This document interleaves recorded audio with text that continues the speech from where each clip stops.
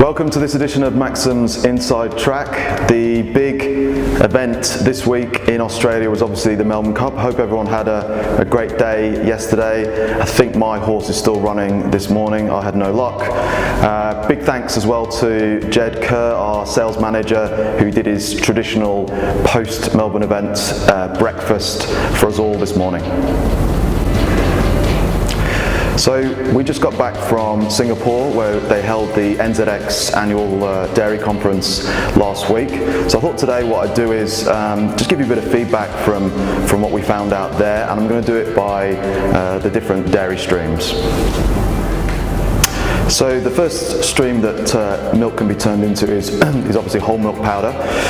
The biggest exporting market for whole milk powder is New Zealand. The majority of the world's exports come from there for this product, and 50% of that product goes into China. So there's a big dynamic between those two countries. As we know, China's still in lockdown. They've mentioned March as a potential time frame for coming out of lockdown, but right now that is dampening demand. China's still buying as much as they were in 2020, just not as much as they were in 2021. So we are seeing some suppressed demand there. What's also happening though is that the production out of New Zealand is down 4 or 5% of the season so far, which is making less product available, and the processors are trying their best to move what they can out of whole milk and into other milk streams. This is tricky at the peak because there's so much milk coming at the processors in this peak period that they have to make whole milk. It's the easiest thing to make, but they are trying to move what they can out into those other streams which are more in demand and better returning right now. Next stream that dairy can be turned into is skim milk powder and fats, so butter, AMF in simple terms. Now this is a much better returning stream for most processors at the moment. The prices that they're achieving for these two commodities is better than whole milk, so they want to put as much as they can into skim and butter right now. Demand for butter is holding up pretty well. We're seeing that there is no competition in Oceania for EU or US. They're still priced well above the Oceania pricing. So butter is holding firm as we speak. Skim milk powder though is a different story. There is a lot of skim milk powder in the US and in the EU. We are seeing that becoming available. There is skim available in New Zealand. That has put downward pressure and will continue to put downward pressure on skim, we feel, over the next few months. The final stream that milk can be turned into is cheese, and then the byproduct of whey, which then gets refined and turned into your whey proteins, WPC80 or WPI. What we're finding here is, again, processors really want to make these two products.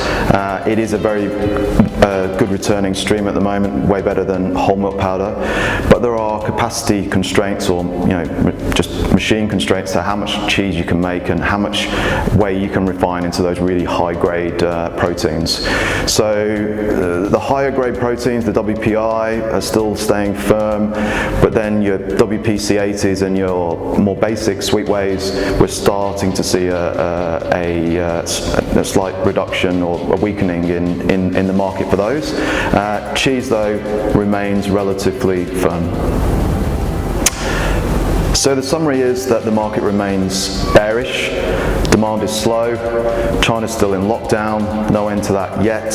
Global economic conditions mean that people are mostly buying short where they can.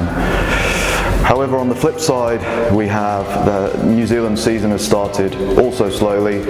Production is probably 4 to 5% down so far, and the indications are that if this continues, it could be anywhere between 2 and 7% down for the season.